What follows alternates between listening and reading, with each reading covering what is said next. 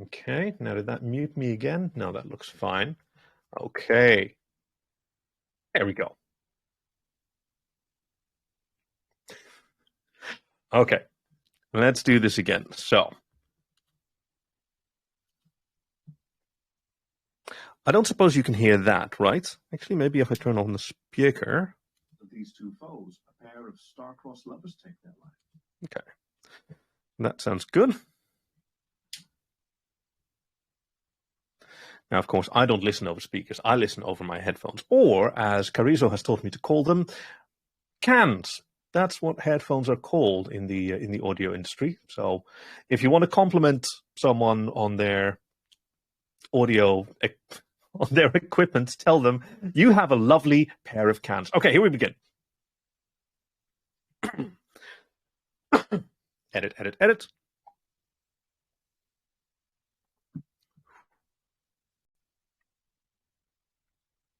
Ia couldn't focus. She was out in the meadows near the hut she and her mother called home, busy collecting bundles of the long, soft grass to refresh their bedding.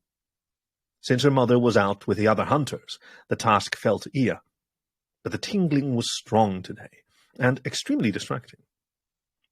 By the time she found herself back at the hut, the large mound of grass she'd plucked had diminished to one or two sorry tufts, the rest scattered bit by bit along the path she'd walked. She didn't even remember dropping it. Things tingled too much. It made her whiskers twitch and her large ears swivel randomly. It was music she couldn't quite hear, sense she couldn't quite place, and she knew it would frustrate her unless she followed it. So she did. She climbed back down the short ladder from the hut to the ground below and followed the sky streams. They weren't always in the same place, but today they'd clearly decided to be near her home. There wasn't much to be done then but let them lead her. They couldn't be seen, of course, but they were like little rivers in the air that felt different. To Ia, at least, but they made her feel excited and curious, and her fur stand on end, and that was enough reason for any young fennec to go exploring. She let her footpaws take her, as her path wound amongst other huts, and one or two curious glances, to meander further downslope along the sward away from the village, towards the thin, bright ribbon of the nearby river. In her head, she hummed along to the music she couldn't quite hear, nudging the sky streams above her as she went, prompting little whorls of wind to follow in her wake. Edit, edit, edit. Edit, edit, edit. That's how I mark the bits that need to be edited, because I can find them later on. You can see them here. Edit, edit, edit. Near the river now, she stopped. Edit, edit, edit.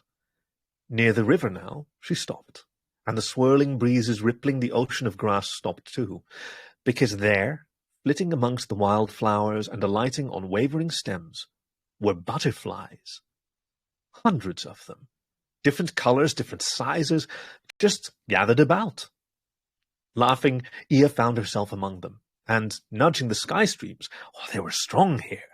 She coaxed them to her, feather-like touches as they lit upon her fur.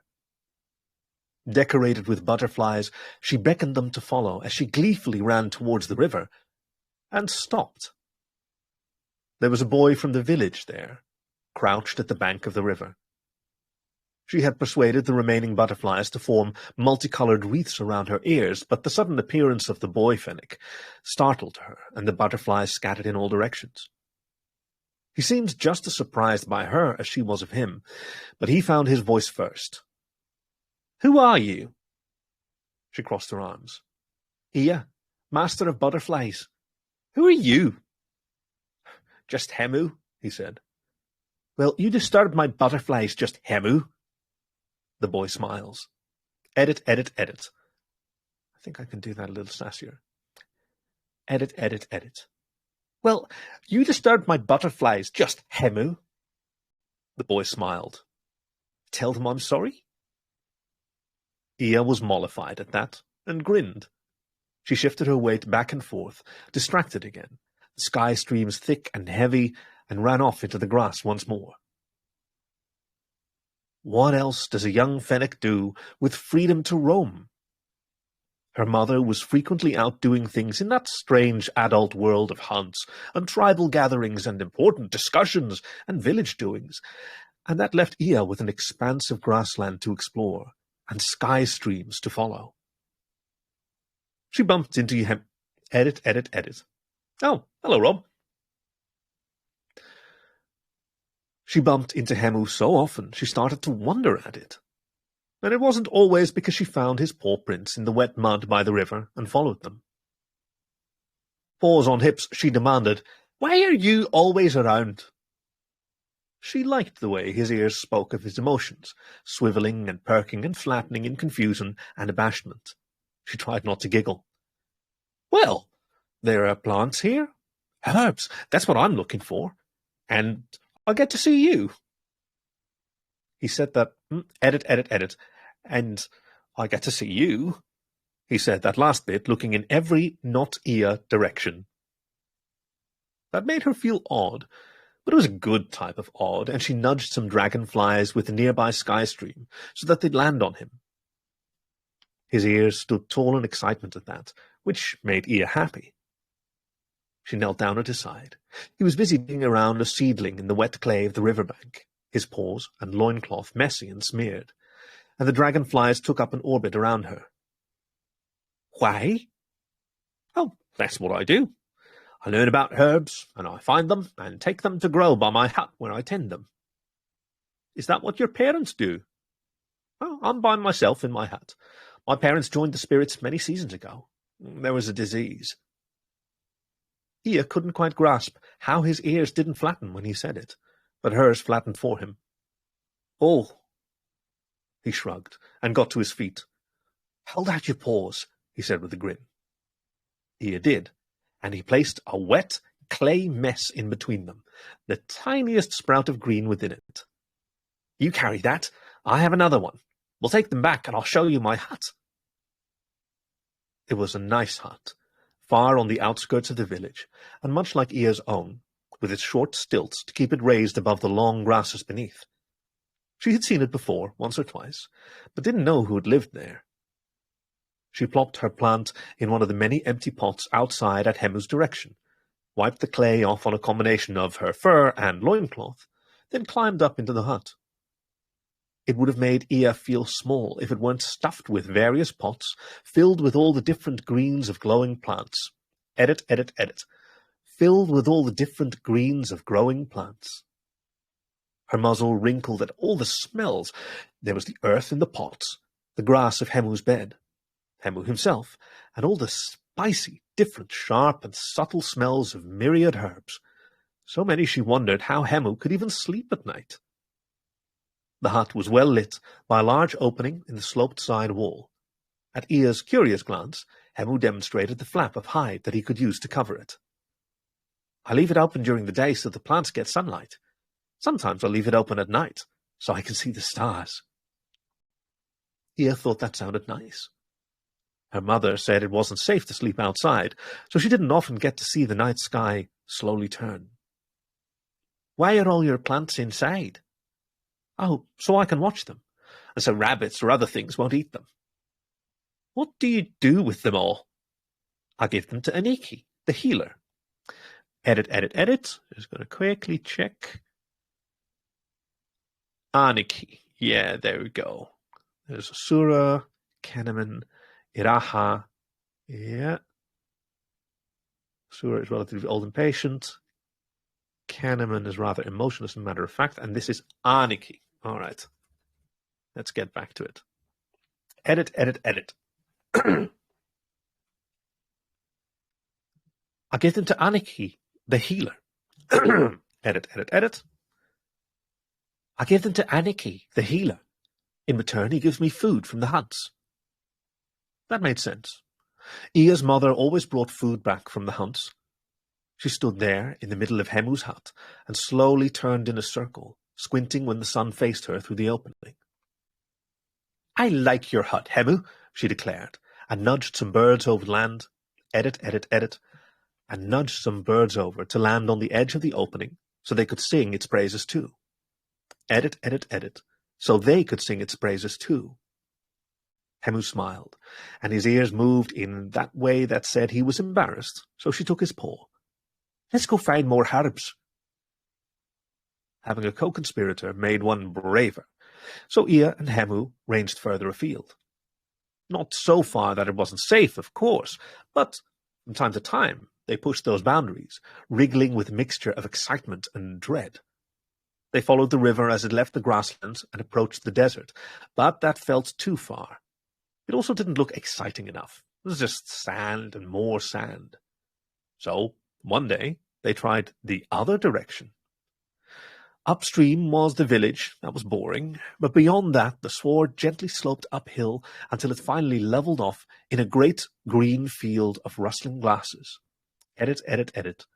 A great green field of rustling grasses waving in the breeze.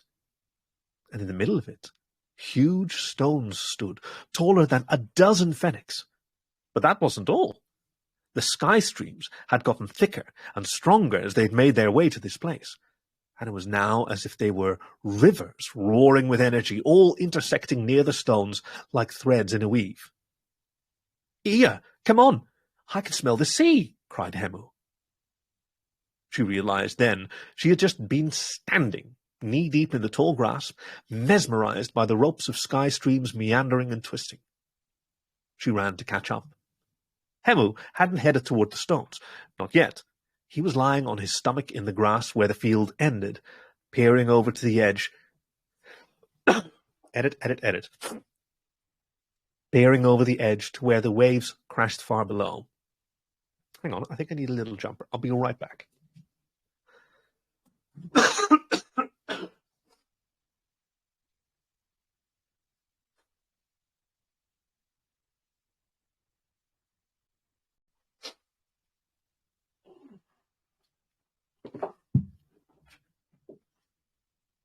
I'm a sensitive boy. I've got to be exactly the right temperature at all times, otherwise my throat just tightens up. Pardon me.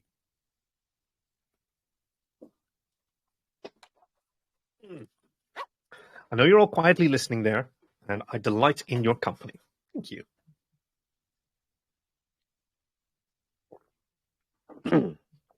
Now, where were we? Peering over the edge. There we go, yes.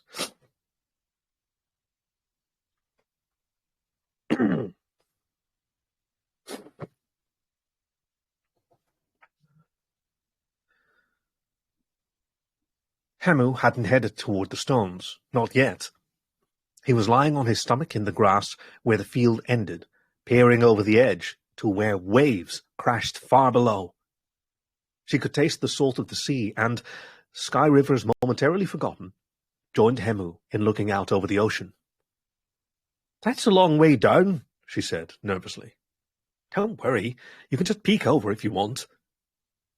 It worried Ea, and the pull of the ocean view was insufficient to keep her there. Instead, she headed towards the immense stones, thrust out of the earth like fingers. So many of the streams ran through them. She nudged at the sky streams, and the winds began to swirl, tracing patterns in the grass. It fluttered in her fur, and she reveled in it, pushing them tighter so they raced... edit, edit, edit. Pushing them tighter so they raced in circles around the stones. Amongst them now, she could see how truly massive they were. They were not just blank stones either. Odd glyphs and carvings were scattered over their faces, from where they met the earth to as far up as she could see. "And what are you doing?" came the voice. A surprised explosion of wind expanded outward from Ea as she let go of the sky streams, rippling the grasses as it went and stirring Hemu's fur where he stood uncertainly, ears back, several paces outside the stones. The walls sputtered and died, leaning against one of the stones. Edit, edit, edit, pardon me.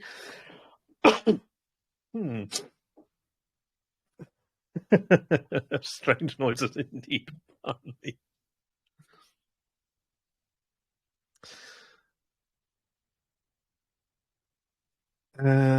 And we were at Sputtered and died, yes. The walls sputtered and died. Leaning against one of the stones was a grown-up. Ia didn't know him, and she didn't like that his ears told her nothing about him. She stared back. "Nothing?" said Ia. "Didn't look like nothing." Ia shrugged. "Just playing?" The adult glanced over at Hemu, and Hemu's ears somehow got even flatter against his head. "I don't often see pups up here. And, well, I think I know why you... Why you are. Who? Why you... Hey, Utunu, any chance that this should be a who? Since I've got you here. Say again? Let me bring up the document. Yeah, I'm looking at the document. So I don't often see pups up here. And I think I know who you are. Like, it feels like this might be a who. Have you got my screen? I've got your screen, but hang on, let me see if I can make it bigger because I can't see anything. Oh, okay.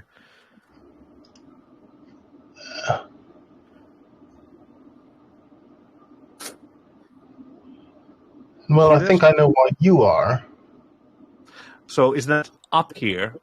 I know why you are up here. Okay, so it is a why. Yeah. Okay, that's all. Thank you. Yep. Edit. I don't often see pups up here. And, well, I think I know why you are. You're Iraha's girl, aren't you? Oh, it was pleasant. That voice should be more pleasant. Let me take a quick look again. Yeah, I think I was going a bit too much Snape. Yeah, he's supposed to be kind of a kindly fellow, so... Yeah, can do. Edit. I don't often see pups up here. And, well, I think I know why you are. You're Iraha's girl, aren't you? His voice was pleasant enough, but the suddenness of it all... Edit. But the suddenness of it all still had Ia flustered. She shifted her weight from one paw to the other, then back again. She repeated this a few times, since the new Fennec just stood there and said nothing further. He looked old. Finally, "I'm Ia," she said. He grinned at her, and she relaxed. "Thought so. Sura, so how long have you been able to do your little trick there, with the wind?" She shrugged. "A while." "You can see the threads weaving through the stones here?" "Sky streams," Ia stated. Sura laughed, and Ia jumped. "That's a great word for them. I see them too, so you're not alone. It's very special that you can see them as well." She decided she would have preferred to be alone in that. They were her sky streams. She glanced back at Hemu, but he still looked like he was trying to be as small as possible. "Well, you're a quiet one. I'll leave you two to play. Be careful around the cliff." With that, Sura turned and left, and Ia watched him go. The grass rustled as Hemu moved closer. "I found... I lost my place. I found... Edit. I found some herbs," he ventured. He couldn't decide whether his ears should be flat or not. Edit. He couldn't decide whether his ears should still be flat or not. "Want me to help?" Good gravy, what is up with me? Hold on.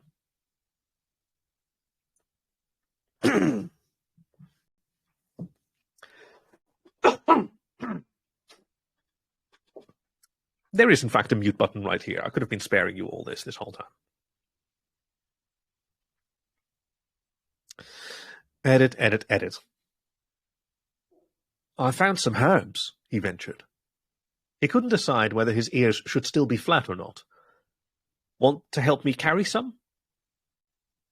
It was just herself and Hemu now, and things felt comfortable again. She nudged the sky streams and giggled at Hemu's expression when the butterfly landed on his nose. He showed her the herbs. There were many, and they collected as much as they could.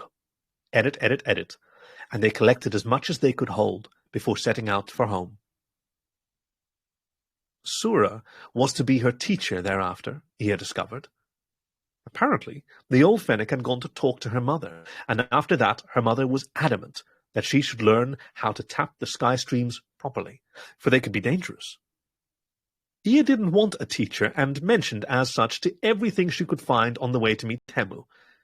By the third time she finished repeating her complaints to him, Hemu's ears were flattened against his head, and Ia felt bad about that. Her muzzle dipped. "I'm sorry, Hemu. I just want to be around you and we can collect herbs." "Well, they are only short lessons, right? You can still come play." "I suppose," Ia said. The lessons did prove to be relatively short. Sura was a patient teacher, and even Ia's predisposition to recalcitrance was eventually won over. He told of interesting things after all. It was not just butterflies and birds, but bugs and breezes. Edit, edit, edit. It was not just butterflies and birds and bugs and breezes, but other things too.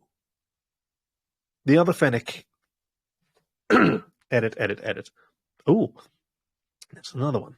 And he was Kenneman. Is that how we say it? Yes, Kenneman. And he's rather emotionless and matter-of-fact. Edit, edit, edit. The other fennec there, though, he irritated her. His name was Kenneman. He was bigger than she was, though still a pup, and she didn't like that he used her sky streams too. Edit, edit, edit. That he used her sky streams too. "Kenneman has been studying with me for a few seasons now," Sura said, introducing him. Ia soon found that if she focused on what Sura was teaching, she could almost forget the boy was there. He told of using the sky streams to make rain and storms, and deflect blows and push away enemies, but some of that sounded like fighting, and Ia didn't want to learn about that. But the other things she did, and she would gleefully reproduce them later for an awestruck Hemu. Animals, plants, the weather, all listened to her when she called. At her lessons, Sora would push at her, asking her to do more and more, but it didn't feel right to Ia. Sometimes it felt like she was bending the sky streams so much that they'd break. It was far more comfortable to just nudge them and watch the spin of wind and whirl of birds, her large ears vibrating with a thrill. He was insistent, though, and when he would express his happy surprise at how easily she managed something new, Ia would feel all warm. Except when Kenneman was there. He would look at her with bitter eyes, even as his ears would tell her nothing. She could feel those eyes on her, and so she would pretend to Sura that speaking to the sky streams was a struggle, and he would nod his serious muzzle sympathetically. Edit, edit, edit. I'm now going to use the button. It didn't work, did it? Because it's this button over here. Pardon me.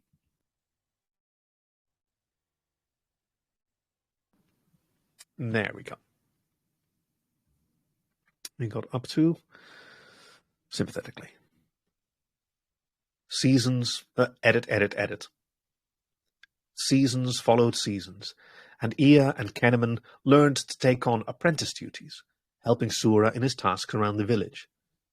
There were medicines to prepare, wounds to tend, crops to bless, hunter blades to sharpen, and spears to make fly true, all of which were difficult work, even with the even with the sky streams to help. When she was alone with Sura, she felt she could show more of her abilities. Not too much, though.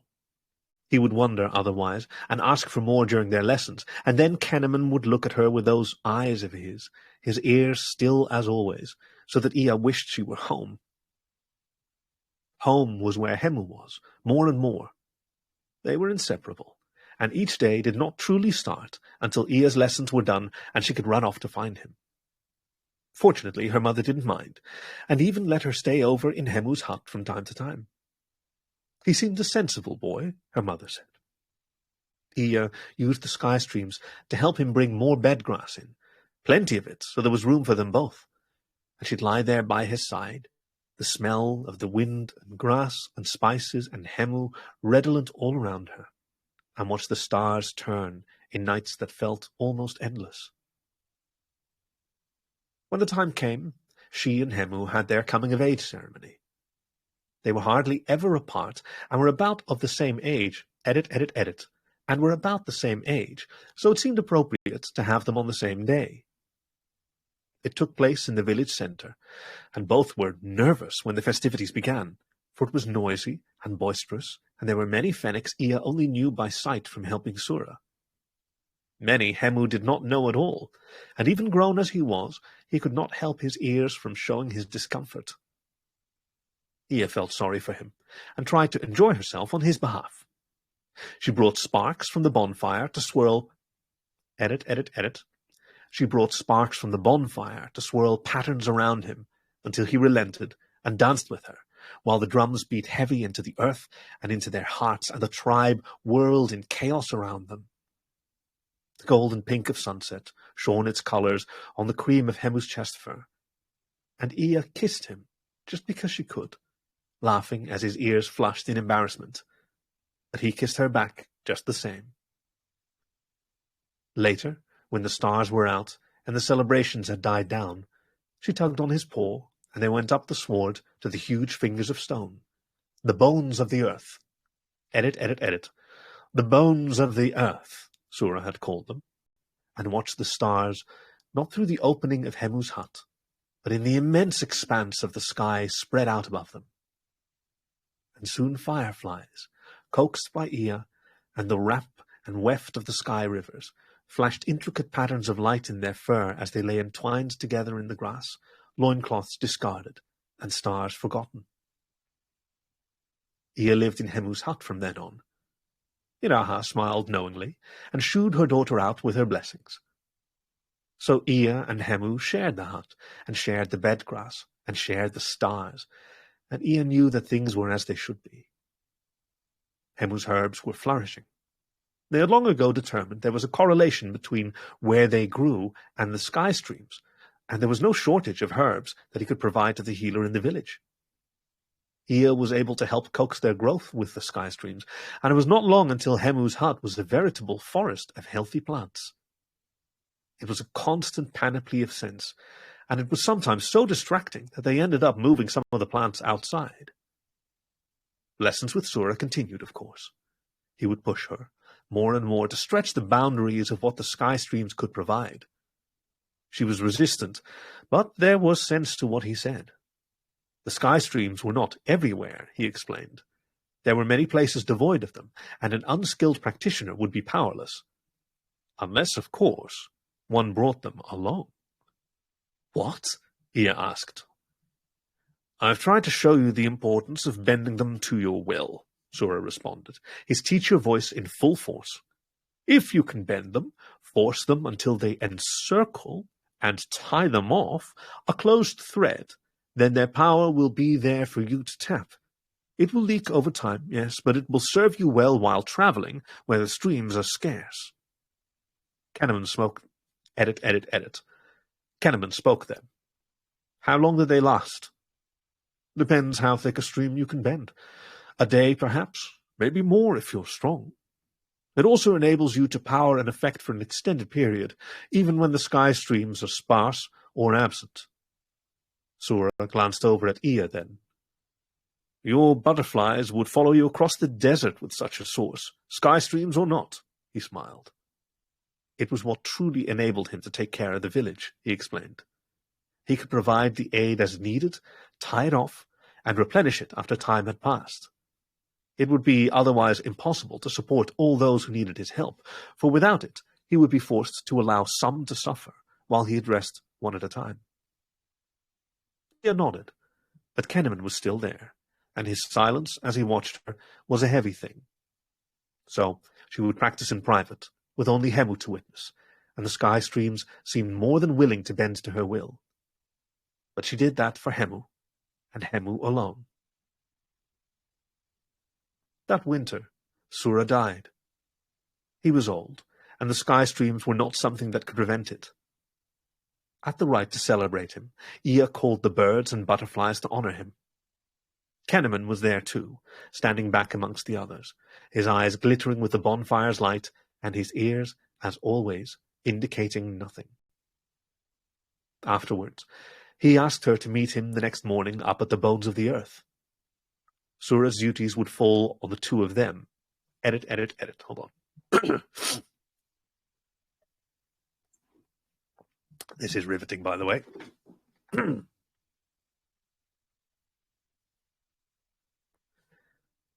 Sura's duties would fall to the two of them, he explained, and it would be best to discuss how to split up the tasks he had left behind. Edit. Let me just check. Bones of the earth. Yes. Edit.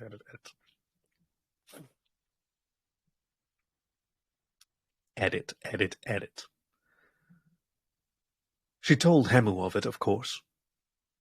I don't like it, he said, full of nervous energy, his ears going every which way. He worries me, and I know he worries you too. I'll be all right, Ea said. After all, she was stronger than Kenneman. She set off upslope toward the megaliths, leaving Hemu, a lonely figure with ears flattened, standing aside the ladder at the hut's entrance. Kenneman was there when she arrived, leaning against one of the stones. He gave her a perfunctory nod, ears still. His scent was dark. I would be shaman, he said simply. If you wish, Ea replied. The standing did not bother her. She would help around the village, how she had done with Sura. Let Kenneman have his rank. She had her Hemu. There was little reaction in Kenneman, who paused briefly, then continued. There should be only one shaman. You cannot stay. Kenneman, I have no desire to be shaman. That can be yours. People will not see it as that if you are around. You must leave. No, Ea stated. There was a flash of something Ea hadn't seen before in his expression, and it frightened her. She focused on the streams thick around them, and wove them about her, tying it off, and stood within her barrier. I am sorry then, he replied, and he deftly twisted the sky stream. Edit. And he deftly twisted the sky stream encircling her. She could not tell what he was doing, but almost immediately it did not matter. Her barrier was a different thing now. The streams warped and knotted in ways she couldn't understand. She opened her mouth to speak, and nothing. She battered at the shield around her before realizing that her body was not moving. She willed her paws to strike, but they lay limply at her sides. She reached for the sky streams, but the barrier kept them out, and her in. Horrified, she tried to turn her head to look at Kenneman, but she could not. She just heard his voice, a whisper at her ear, closer now. You should have listened. Ah, well. It is sad that you succumbed to madness up here by the bones and leapt to your death. The village will mourn. Too much emotion, I think. Edit. You should have listened. Ah, well. It is sad that you succumbed to madness up here by the bones and leapt to your death. The village will mourn. He grasped her paw and pulled her to her feet. Her body obeyed as if it had no will of its own, and Kenneman led her away from the standing stones towards the cliff. Hemu's voice called out when she was but... Edit. Hemu's voice called out when she was but a few strides from the ledge. What are you doing? Oh, Ea's heart leapt. Kenneman's pause. Edit. Slow down, Kaki. Slow down. Edit. Kenneman's paw clenched hers painfully, but she could do nothing about it. Ah, Hemu.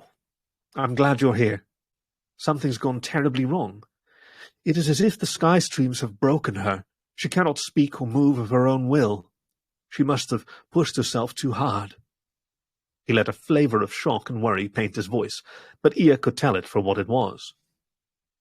Hemu was there in an instant, his worried face searching hers, his ears flat against his head. Ea, speak to me! He grasped her paws. She couldn't answer, and it hurt so much. Kenneman had made his own path on the way back, saying he would be by frequently in an attempt to repair whatever had happened, but warned a despairing Hemu that it was unlikely she would recover. Edit. Kennen had made his own path. Okay, I said that right. But even left alone, just her and Hemu, she found herself still locked inside her own mind, no matter how hard she pushed. Hemu led her to the hut and helped her up the ladder to sit on some bed grass, her footpaws dangling over the opening. He was constantly in and out of her field of vision, his face darkened with tear streaks, talking to her and pleading to her, but she could do nothing. At night, he cradled her to him, and she could feel him sobbing against her fur. She couldn't even cry with him. The next day, Kenneman came by, as promised. He made a show of examining her, shaking his head and making noises. Edit, and making tut-tut noises, all while carefully reinforcing the tide stream that locked her away. He would be back the next day. He patted Hemu and said he would continue to try as long as it would take, and the miserable Hemu nodded his thanks. And the days passed. Kenneman was true to his word, always making the time to come check on her, and to make sure she would not escape. Ia did not give up. She poked at the stream that held her, trying to discover what he had done. The knots and twists were slippery and would not yield, and even if she were to grip one and tug it, it would tighten the rest. It was almost like trying to repair a pot by holding all the shards in position at once, while it was full of water. The moon turned, and turned once more. Hemu was thinner now, his misery manifest. Ia plucked at the knots surrounding her, and she could work them bit by bit, but it was so complex. Any headway she had made was wiped clean with Kenneman's next visit. But it was progress. A day came where the knots began to make sense. They started to wiggle free, even as Hemu helped her walk to the river towards the sunrise. He spoke to her, as he always did, a stream of words and pleas to make him feel he was doing something on the off chance she was still there. Don't worry, Ia. Kenneman will be here soon and try and help again. He patted her paw as gently Edit. He patted her paw as he gently started to lead her back to the hut. She untangled some of the knots, just enough that she squeezed his paw slightly. His head whipped around and his ears perked. Ia, are you there? She managed the smallest of nods, frantically pulling at the remaining knots. Henneman started to cry and nuzzled her muzzle with his own. Kenneman will be here soon. I cannot wait to show him. No, Ia managed, and it was barely a whisper. His ears dipped, and he stepped back. Now? Now to what? Kenneman? An almost imperceptible nod. Hemu was silent for a moment, his ears moving as they did when he was deep in thought. He did this, didn't he? Edit. He did this, didn't he? There was fury in his eyes, and suddenly his face was calm again, as he noticed Kenneman approaching the riverbank. The other Fennec gave Hemu a friendly nod as he came closer, and turned his attention to Ia. How is she? The same, Hemu responded, as if nothing had happened. But I think she wants to be left alone today. Ia continued to tug at the remaining knots. Well, I'm here now. Let me have a look. Kenneman got closer, and suddenly he was there at the tide sky stream, rekinking it, beginning to close her off once more. Her eyes flicked, panicked, to Hemu, and Kenneman noticed. He scowled and fended off her weak attempts to untie the knot as he reinforced them. The rock struck him in the side of the muzzle. Hemu crouched, picking up another, as Kenneman's murderous gaze focused on him. The sky streams flexed, and Hemu was flung into the shallows, his head forced below the water into the mud beneath. He kicked desperately as Kenneman's power held him there. The knots held still, but Ia could brush the sky streams outside. It was enough. The banks of the river were home to myriad flying insects, and at her nudging they swiftly coalesced around Kenneman's form. He swatted at them, but more and more crowded him, until he started to panic, flailing at them as they bit and swarmed. Hemu struggled to his feet, coughing up water, and Ea summoned all she could through the tiny connection she had, pushing the wind at Kenneman in one sharp burst. He fell, his head hitting rock with a crunch. The river's currents tinged with red. Hemu stood by her side as the elders listened, and when it came his turn, he spoke of what he had seen and what he had done. Between them, it was enough, and no blame was assigned to them for what had occurred. The decision of the elders was that Kenneman's body was to be taken to the desert, to let the sand cover his bones, for he did not deserve a pyre. Ea did not go. Hemu did, though, and accompanied the hunters far into the sands. The winds there would eat away at Kenneman's remains, and he would be lost. It was late when they returned. Hemu found her at their hut, sitting outside amongst the grass and myriad pots of herbs. He took her paw, and together they walked past the village, up the gentle slope to the stones that stretched to the sky as the stars began to prick the night above. For now, it was edit.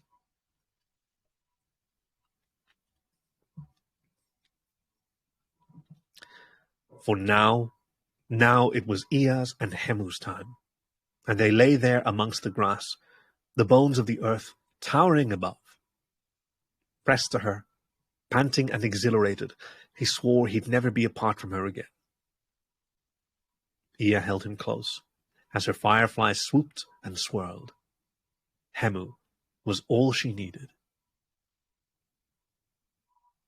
This was Nudging the Sky by Utunu, read for you by Kaki, your faithful fireside companion. You can find more stories on the web at thevoice.dog, or find the show wherever you get your podcasts. Thank you for listening to The Voice of Dog. That was a cracking story. You did a very good job reading it. Thank you. Thank you, Utunu. I hope you all had a good time. Anybody else thinks it was a good story? Oh, sorry, I'm in performance mode. Suddenly I want to get people enthused.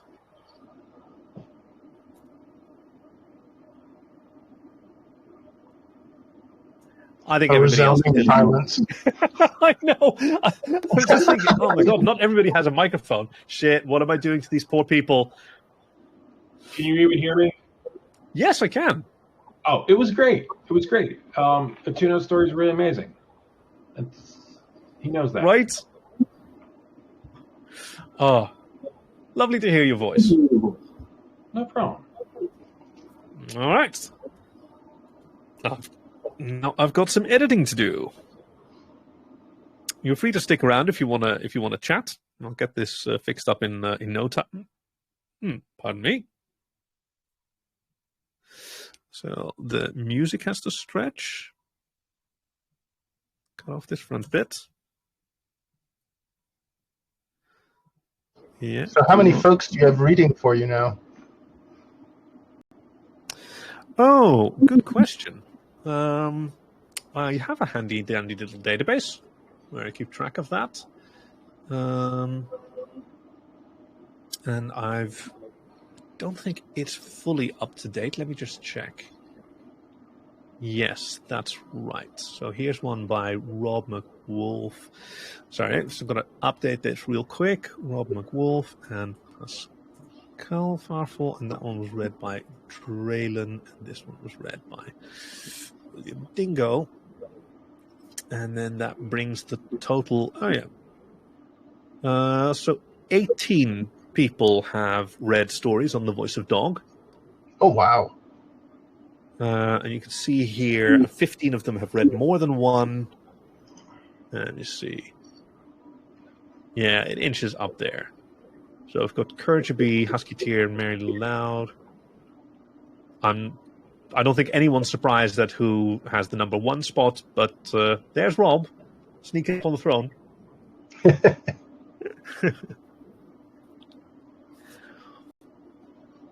Would any of you be interested in doing readings? I could, but my accent is kind of funny, so I don't know whether I'd be the best to do it. It depends entirely on you. Like we have some Australian readers now as well, and on behalf of the Voice of Dog, I've kind of made the decision. Your sort of natural accent does not matter, right? That is how you speak and how you choose to deal with it. There's loads of audiobook narrators that, for example, don't do character voices. They just speak in their normal voice and they do slight emotional inflections, and some people actually prefer that. So yeah, that's how I tend to read things. So if you want Yeah. character voices, I'm not your man. But if you don't need them, then I can certainly give a try. If you If want that's another something you- reader, that is. I do. We are all the Voice of Dog. Yeah. I mean, I kind of love that. Like, I love the little tradition of whenever a guest reader does a reading, I always have them record like the last line. Thank you for listening to the Voice of Dog, because they too are the Voice of Dog. So I always do this with what's it called? Auditions. So a 5-minute recording of a text of your choice that sort of represents what you're bringing to the table. So edited, but not too much in compression and EQ. I'll be listening for performance quality, sort of maybe any easily fixed technical issues. You know, Okay. that sort of thing. Does that sound like Yeah, I something can you're read interested in? Yeah, I could read an excerpt from one of my stories or something and see what you think. Yeah, for example. See if I sound too bland and boring or weird. I promise you that if I have any reservations, I'll be honest about that. Right? All right. Sounds good. All right. And then I'll get to editing. This part, I don't know how interesting that is to listen to, but I mean, I can try and put it over the speakers. I don't know if you can actually hear it. I can certainly hear myself. I personally have to run because I should be working, but I Yeah. wanted to listen to this, so Yeah, actually, that's a good thought. Let's leave it here. Thank you all for joining this evening. It was lovely to have some company around the fireplace. thank you for doing so. My You did pleasure. a lovely job. Take care. All right. See you guys around.